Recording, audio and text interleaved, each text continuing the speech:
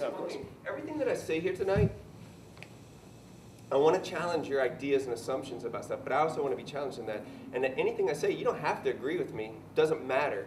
Because I am not trying to, this is the beauty of anarchism to me, is I don't have to recruit anybody.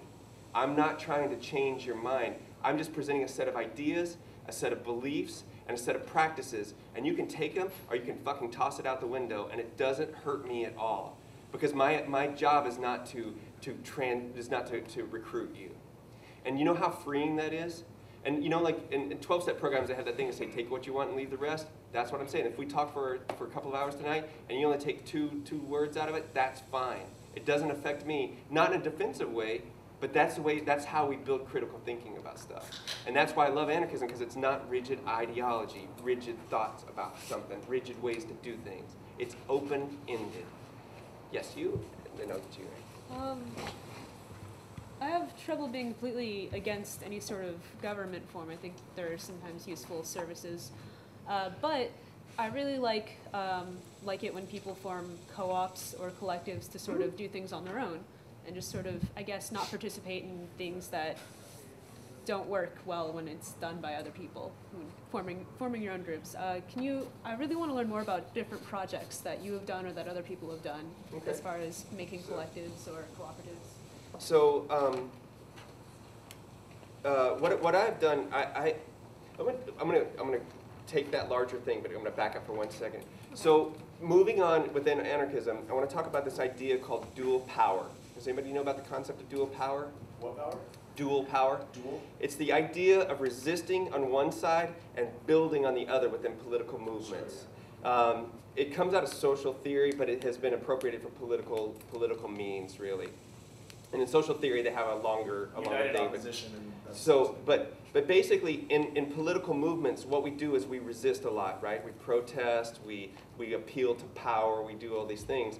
And what we don't do very often is we don't build things. We don't create alternatives, right? Because if I want people to leave the capitalist system, we have to show them something different, right? We have to show that there's other sustainable alternatives to that. I think cooperative housing was one of those alternatives. Food.bombs is another one of those alternatives. Things that are building. They may not seem crazy impressive and stuff. So in my own trajectory of over 20 years of political organizing, I've done a lot of resistance work. And you know what? I feel like most of it was a waste of time. And about a decade ago, I wanted to start figuring out how do we build things. Because I know how to start organizations and run organizations. I know how to start that. But the resistance organization, so we can stop a particular issue or a set of issues or structural issues, but they weren't really creating alternatives to things. And in my personal and development stuff, I started to go like, how can I get people to leave? Because somebody posed that question to me probably almost 12 years ago. You know, like, if we want people to leave the capitalist system, we have to create something better. And my brain exploded. And so one of the things that I've started to explore and I've been working on is to build worker cooperatives. And you know, we know the word cooperative. It's a thing about sharing. It's a larger thing. There's all different kinds of cooperatives. There's housing cooperatives like we're here. There's consumer cooperatives like Wheatsville, the grocery store, which you could pay to be a part of. There's farmer and ag cooperatives where farmers will all bring their grains to one central place where they sell it to a place. And there's worker cooperatives where the workers control the business. There is no boss to tell them what to do and to reap the profit from it, but they actually share all the things. I actually work at a worker cooperative. It's not worker owned, but it's worker run, because we actually use the tax shelter of the 501c3 to do that. And so that's one part, and I'll talk more about worker cooperatives. But another thing that I realize is that although there's so much beauty in the things that we can do with so little that we do as political movements and as artists and stuff, you know, like scraps that we find and the little hovel spaces that we carve out. But one of the things that we lack a lot, because a lot of us are, not everybody, but a lot of us are anti-capitalist, is we don't figure out ways to generate money to pay for the projects that we do.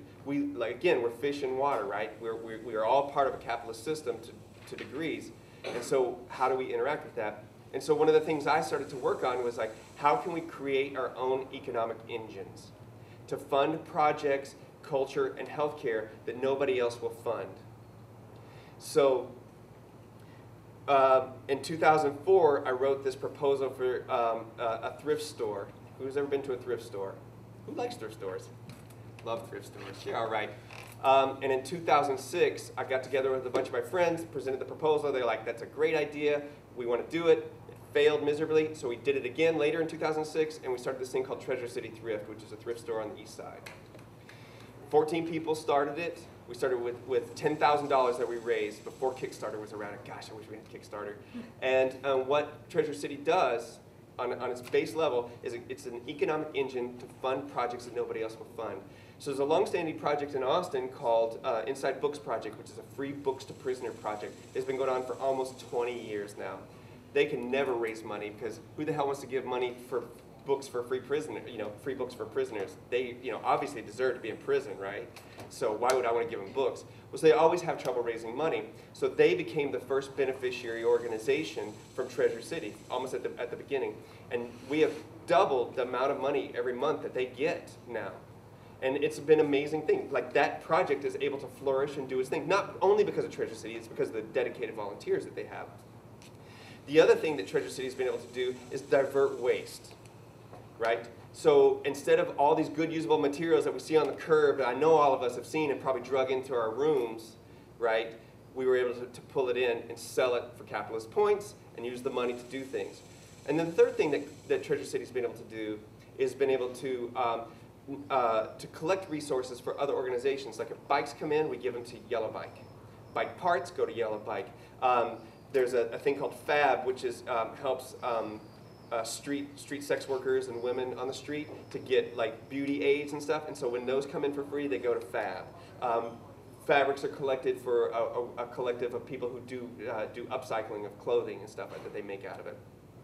So we're diverting all these things, and we're giving free stuff to these organizations that it would be literally trash. And the last thing is that it started as a volunteer organization, and we've turned it into a worker cooperative. Now we employ 4 women who work there. They all make a living wage. It's all horizontally organized, and they determine their own future without a boss. And they are able to feed their families and do all that. Those are amazing things for us to do in an anarchist world, because we have been so anti-capitalist, a lot of people don't do it. The other thing, the 5th part of it, which is an ancillary part, is that Treasure City's become a model for other radical groups to do it. And we didn't invent this shit. When I wrote that proposal, I didn't like make it up. Come on, Goodwill, Salvation Army, all those places. I mean, that's what they do, except they do it taking government money and corporate money and stuff. We're doing it with money from all of us and without begging for money, but generating it ourselves. So there's a lot of power in that. So the next step in that is that there's a bunch of worker co-ops, hold your thought, worker co-ops and consumer co-ops, and you start to federate together. And then when you get to that, you can start to close your currency. You can start to have whole alternative economic systems within regions. Mondragon in Spain is a place that does this. So instead of, like, there's the idea of local currencies goes on in a lot of places, but a lot of times local currencies aren't really tied to anything else except for the local currency, like different cities run it and stuff. And here they used to have Dillo dollars. I don't know if they still have it. And there was another local currency that ended in the 90s, and I can't even remember the name of it now. But if we have local currencies, then all the money stays in the communities as we are. We own our own banks.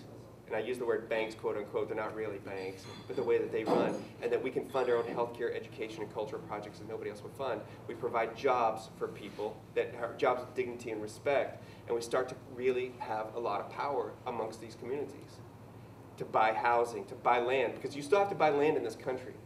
If you want to live in the city, you're either going to rent it because some slumlord's going to own it, or you got to buy it yourself. And then you can buy it, and buying it doesn't mean like one person owns it, although that can happen. There can be a myriad of ways to do that. But all of a sudden you start to create these alternative things that are local closed-loop systems. And so and that's what we're doing slowly. So there's Treasure City, there's the Inside Books Project, the Ecology Action is a worker co-op, Cooperation Texas, there's Wheatsville, there's Red Rabbit. There's a bunch of co-ops that are just going online. One of the things I do is I do a lot of consulting for worker co-ops. I help them to build their organizations. And it's one of the things that I like to do the most because I believe that we need to do that. Is that kind of starting to address what you're talking about? And we could talk about worker co-ops for a long time in general. I guess I just love the building, the part where we build stuff on our own. But you know, when anybody here ever do Food Not Bombs or know about Food Not Bombs? Yeah, I mean, like the Free Skool. I mean, these are projects. These are building projects. You know, a lot of times they're around education, but sometimes they fulfill two needs, right? One, for people to get together and have community, but the second thing is that they show another face of what we can do, which I think is really, really important. Go, man. And I've got you still here. So, well, let's make an assumption for just a second. The cooperative businesses that have been founded, the ones that you have founded, and the ones that were founded by the Evergreen Movement up in Chicago, let's just state for a second, these are places where people saw that there was money to be made regardless of whether or not it was a high-level company or a low-level company. Like, regardless of that, just the market was a profitable market. So right. Someone made a business plan that they gave to a group of people who then formed the cooperative. And the Evergreen Movement, for example, was trying to form a bank eventually once they had about 20 or 30 businesses. Yep, they're much further along than we are. I bet you know about Evergreen, yeah. So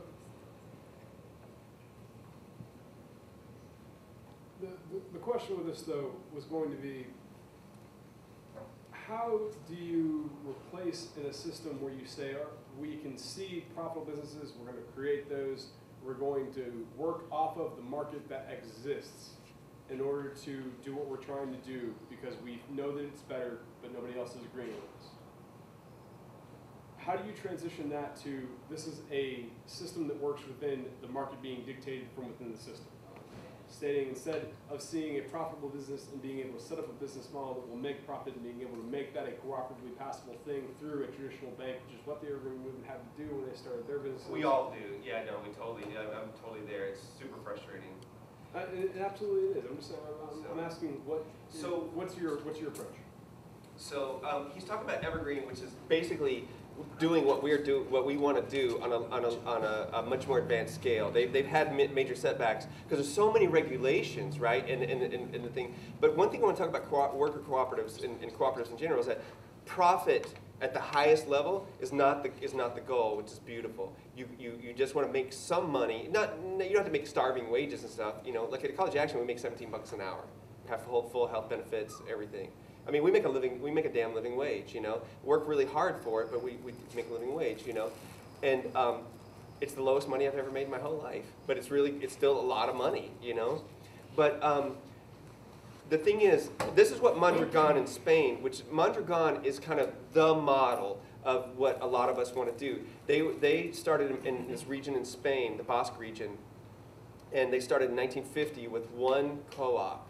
And now they have over 200 co-ops. They have over 200,000 people participating in that. And they take care of people from cradle to grave in this microeconomy. And people are paid a living wage, one person, one vote for every place. Some businesses only have 5 or 6 people. Some businesses have 500 people.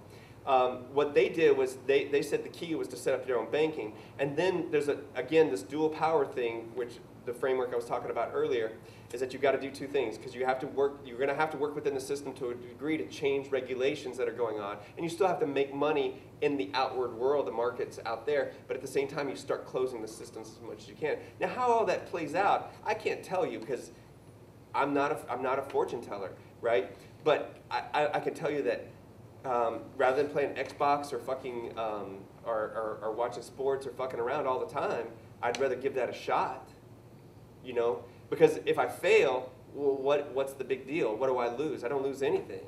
You know what? I made great connections with people. We built some things, as long as we didn't injure anybody along the way, and we probably built some pretty good institutions that would happen. And so basically, and I think here it's going to be really, really difficult to do because just to get to the closed currency thing, I would imagine it's going to take 20 years for us to get to that level. Just building the cooperatives takes a long time. You know, each cooperative takes a while to nurture it, and you know, like the idea, like we wanted to do a bank starting in 2006, or we actually wanted to do a credit union, and we haven't gotten there yet. We also wanted to open our first health clinic, and we still haven't done it yet. But I'll give you an example of where stuff happened and not in a vacuum, that wasn't in dreamland. Does anybody remember Hurricane Katrina? So it happened in New Orleans. Well, I co-founded an organization. We started with 3 people and $50.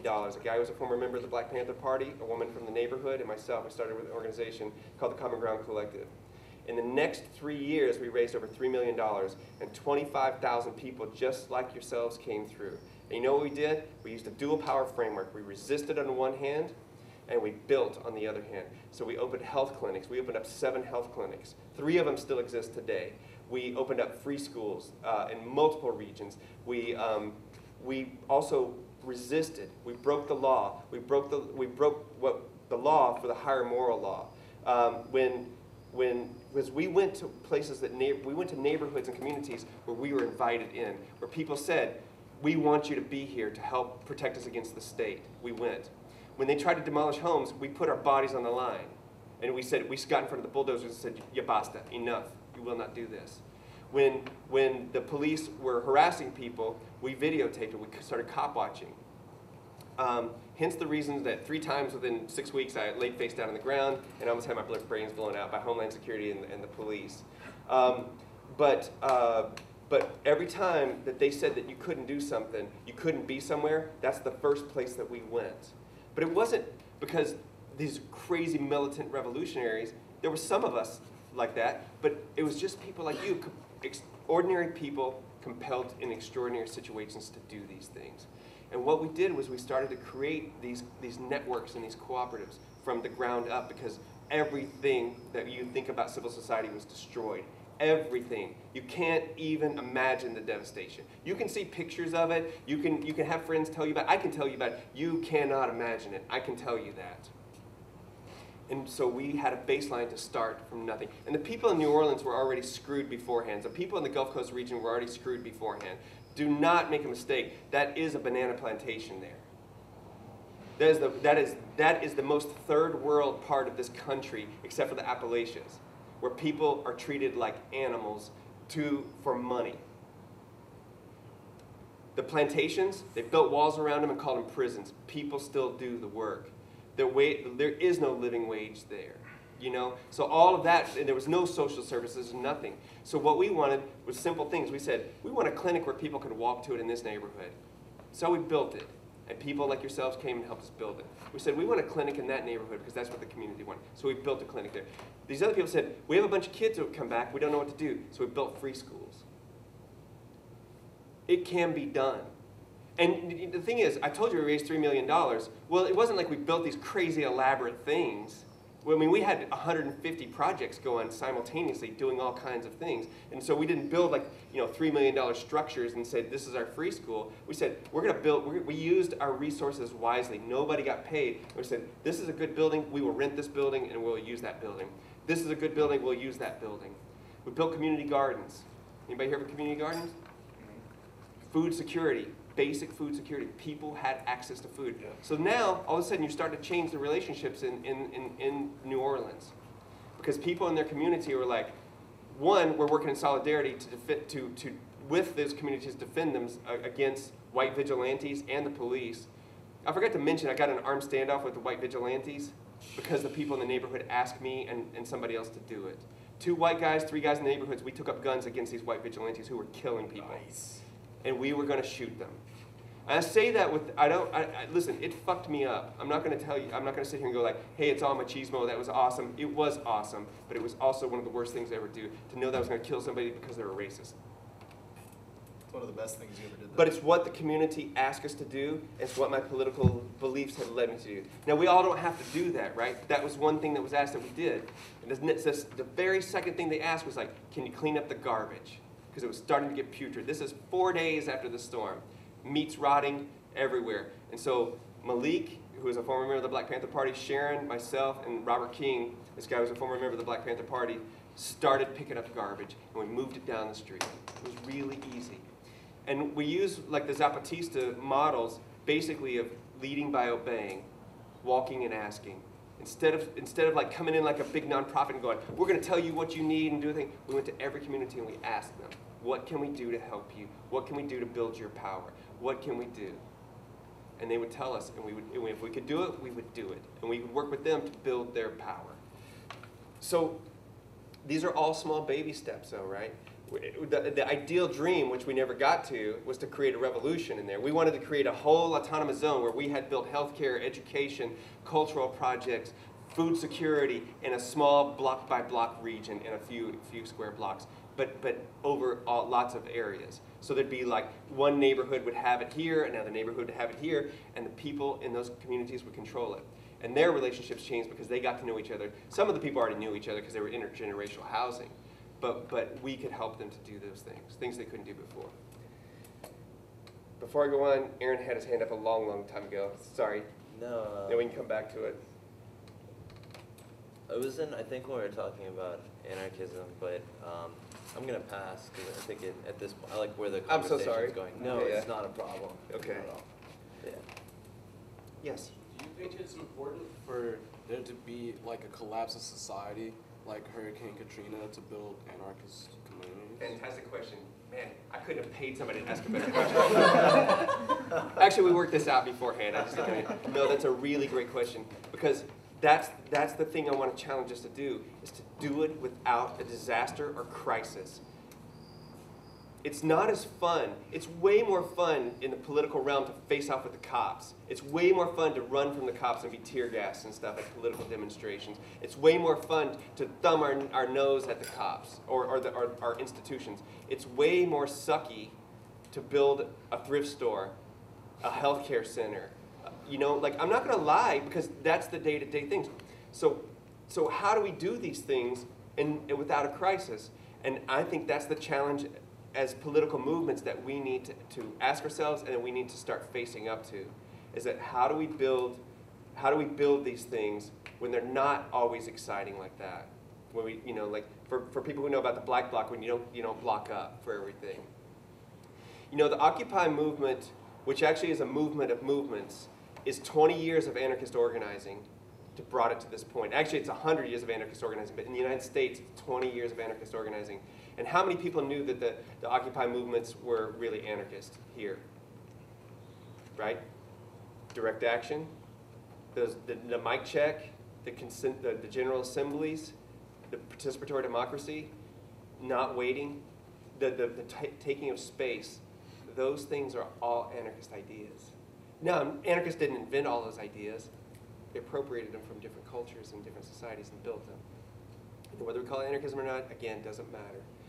And but the Occupy movement occupied a space, but it was not sustainable because it's still about resistance. So it's beautiful what's happening now with the Occupy movements all around the country. Because I've been to almost 25 Occupy camps last fall, and then in the early through the winter time. I went to Occupy camps where they were deep in snow, and there's like three kids still there. I was like, damn y'all, that was awesome. It was super inspiring. But how do we do these things without crisis?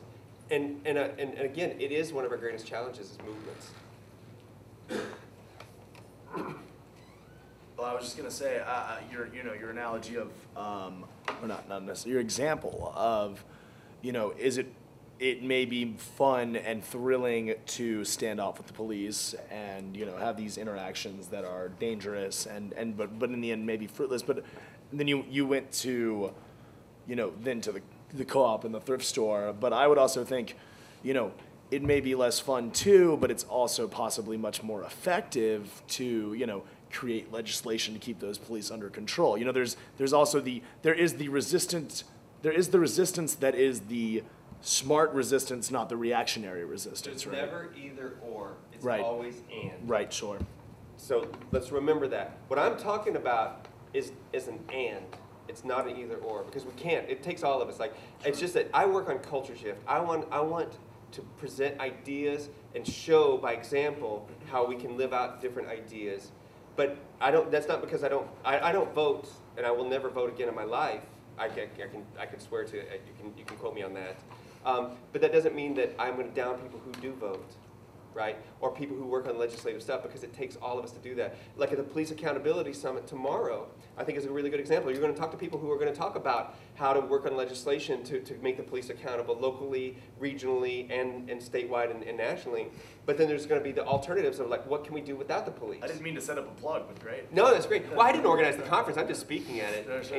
And I guess, and guess what I'm talking about. Right. You know, Yeah. so it's like, but it takes all of us to make this happen, right? There's no magic panacea. Civil society is very complicated right now, and there's no one magic bullet that's going to be more effective than other things, right? All the things I'm talking about are small scale because they have to be, and I could argue that other things are not effective, but people could argue that they are effective, right? Because we you know. But what I want us to do is just rethink these things. So, what do you think about the Bitcoin economy? I think any alternative currency is great. Does everybody know about Bitcoin? It's an electronic currency. Yeah. Do you want to explain it a little bit more? So actually, I'm just learning about it. Well, I mean, I just know cursory about it. But basically, it's an electronic currency that you buy into it, and then basically it trades within these certain sites you take. It's like some people only take silver, you know, or some people only take, like we were talking about Dillo dollars earlier. And the Bitcoin is just something that's really taken root in open source communities in the internet. Other than that, I can't tell you much about it. Hang on one second. Sure. So, how's everybody Just doing? about Bitcoin, yeah. Are good? You feel like we're talking enough? It's like, are we talking too much? Am I talking too much? I'd like to hear more about New Orleans and what it was like with the fighting with the government. I don't know. I'm sure they tried to stop you all in multiple Yeah, they tried to ways. kill us in the first few months. It's really ironic because actually they really did literally try to kill us in the first few months, and then a year later gave us commendation from the city. It's really, really, really interesting to see that. The thing is, when Common Ground formed, I wrote the proposal for it based on all this 20 years of organizing that was happening before then. It didn't just come out of thin air. Malik Rahim, 30, 40 years of organizing brought us to this point to see this as and I want to use this term, but an opportunity to try something different. But when I say opportunity, I don't mean in an exploitative way, not like Halliburton used saw it as an opportunity to make money. It wasn't because it wasn't about personal gain. It was about being able to build power below with people. And so basically, we took up guns and supplies and started relief, really early relief stuff. And the thing is, our thing was not to interact with the state in any level. You know, we like, leave us alone. We will do what we're going to do. Don't try to hinder us and don't try to help us. And so that made us enemies of them immediately because we refused to register. I was talking about breaking laws for the higher moral law. I want to give you another example. FEMA, everybody loves FEMA, right? So FEMA had this archaic bureaucratic law that, so they have parishes that are like counties in most others. So, is it okay? Yeah. I remember the first time I took acid too. So FEMA would have these warehouses stocked with food and water and supplies that would keep people alive, basically, right? But by law, you couldn't take stuff from one parish across the other parish. So if one warehouse was stocked full of food and water and medicine, and there was only 3 people in that parish because everybody was gone, but the next parish over, their warehouse was empty and there was 1,000 people there and they were starving to death or they couldn't get access to medicine, you could not legally take stuff from that warehouse to the other one. So we manufactured our own FEMA badges. We saw some real ones, we took them and we manufactured our own badges, and we went and willingly went to these warehouses, took stuff out of them, and they gave it to us because they were like, hey, you have FEMA badges, and we took it to parishes all over to feed people and to give them medical aid. Now, we broke the law to do that, but it was worth it. That made us an enemy of the state. But you're like, but that doesn't make sense. Well, none of it makes sense because laws are bureaucratic, arbitrary, and reactionary and selectively enforced. They don't make sense. Laws don't have anything to do with the rest of us. Laws have to do with law and order in the state, maintaining justice systems. It doesn't have anything to do with common sense. And so I hope that people recognize that. So when I talk about breaking laws, it's because we all as individuals can come together and make a decision about something that's right for us. I've seen it happen it happens all the time. Who has ever been I'll use a small example. Who's ever been at a dinner party where somebody's cooked the food and you just picked up and started doing the dishes without being asked? Sure, we all have. Or maybe we cooked the food. We didn't, and somebody put it together. These examples of cooperation happen daily. I just give it the reference of anarchism. So can you be held accountable by the laws if you how you tell us that you broke the law? Not now. No. Have you ever been? I would love for them to arrest me for that. Have you ever been questioned questioned about things? Oh my gosh, yes. They raided it. They raided our compound, which was our very first distribution center was in Algiers. They came with Homeland Security, Humvees, and blazing guns and a helicopter, and they raided our compound. And what we did was, nonviolently, a bunch of people resisted, and they said, you can't go past here, you will not go past here. And then we had 2 people armed, which shot them had they started open fire on us. They didn't just shoot you off or They have didn't. guns? Nope. Yeah, A lot of people had guns. The thing is, again, I cannot stress enough, everything that you think you know about civil society was gone. You cannot imagine the way the world was. And I wasn't worried about people in the neighborhoods. You know what I was worried about? The cops. They drew guns on me. I never had a resident draw a gun on me. Never. Interacted with 10,000 people, never had anybody draw a gun on me. Cops had guns drawn on me regularly. So did a lot of other people. It wasn't just me. I wasn't singled out. Laws are bureaucratic, arbitrary, and reactionary, and selectively enforced. They don't make sense. And in New Orleans, they made even less sense. If we had followed the rule of law there, thousands of people would have died. Not on my watch. That's not hyperbole. Not on my watch. I wasn't going to let anybody die. I made a lot of mistakes there. There was a lot of failures, but I wasn't going to let people die because of laws, because of the police, because of government bureaucracy. We had principles, and we stuck to those principles. Thousands of us. It wasn't all beautiful. It was a train wreck. But we did it all together, and we went through it all together. I had 2 quick questions. One, how do you deal with the fact that a lot of people find secondary and local currencies to be incredibly annoying?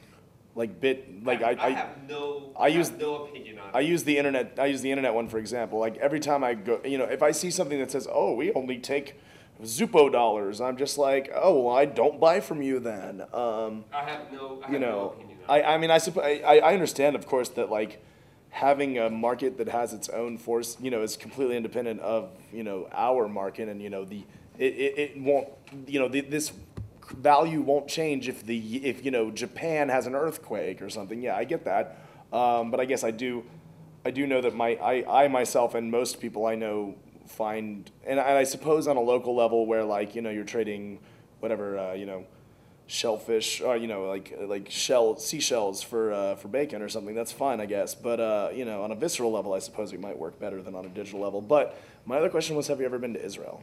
No. Because I think in a lot of ways, Israel. I know the kibbutzes, though. That's totally that's totally. But but also the civil society, one of the great examples is, of course, everybody's in the army, and of course there's huge government control over a lot of things in life. But the classic example of an Israeli system. That's yes, but because those people have also been trying to chase them to the sea. There, yes, right, okay, right. fair enough. We'll put that on the list of things we're going to debate later. But what I think is very paradigmatic, was very the typical thing you see at on an Israeli beach. Take a typical Israeli couple. They're out on the beach. They go out. Of course, there's guys with guns standing on the walls. Things, but of course, even though there's guys with guns, everyone's completely relaxed and sababa, everyone's having a good time or whatever. But you know, you go to somewhere and it says absolutely no swimming. That couple just ducks right under, completely ignores the sign and goes swimming. Their position towards their own authority system is based on complete autonomy for every person because they were put in trains and taken to gas chambers and burned. You know, so because of that, you have a system that I think almost, you know, besides the apartheid state and the probably the most lethal military in the world, also is based very much, and maybe perhaps those things come from the anarchy, and there may be a darker side to anarchy too. I mean, I've heard people say there's dark things about anarchy before once or twice. So why wouldn't there be? I mean, look, we're still who we are. And you know, when this, because you actually made me think about something, like people always talk about human nature. We're all greedy or we're all not. We're not all anything. We all have selfish interests to degrees. We all have cooperative interests. I would challenge anybody on that.